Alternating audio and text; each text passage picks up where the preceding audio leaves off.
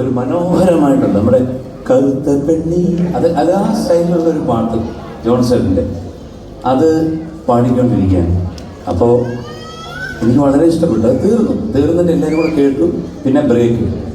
അപ്പോൾ ഞാൻ വിചാരിച്ചു നീ എൻ്റെ പാട്ടും അതുപോലൊക്കെ ആയിരിക്കും എന്ന് വിചാരിച്ചു. പക്ഷേ ഞാൻ ജോൺസൺ ഹാർമോണി എടുത്തു വെച്ചു, കൈതപ്പം വന്ന് പാട്ട് എഴുതിയപ്പോഴേ എനിക്കൊരു ദുഃഖ സൂചകം അതിനകത്ത്. അപ്പോൾ ഞാൻ വിചാരിച്ചത് എന്താണെന്ന് എനിക്ക് മനസ്സിലായില്ല. അപ്പോൾ എന്നെ പാട്ട് പഠിപ്പിച്ചു തന്നപ്പം എനിക്ക് സത്യത്തിൽ ഇഷ്ടപ്പെട്ടില്ല. കാരണം ആ പാട്ട് എൻ്റെ മനസ്സിൽ ഞാൻ കിടക്കും.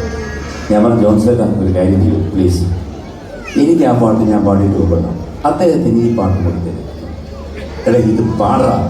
അപ്പം ലോഹിയേട്ടൻ വന്നു, ലോഹിദാസ്, അദ്ദേഹം വന്നിട്ട് ഇതാ നല്ലത്, ഇത് പാടിക്കുന്നു. നമ്മൾ അതല്ല, അത് ഇതാ നല്ലത്. അപ്പം ഞാൻ തരം മാറ്റി സിബി മലയിലെടുത്ത് വരും.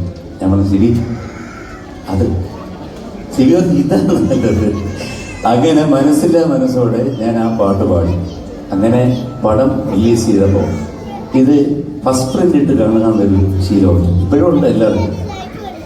അപ്പം അനാവശ്യമായിട്ട് പാട്ടുകളുണ്ടെങ്കിൽ അത് ലാഗ് ഫീൽ ചെയ്യും പടത്തിൽ. അതുകൊണ്ട് ചിലപ്പോൾ അവരത് നീക്കം ചെയ്യും.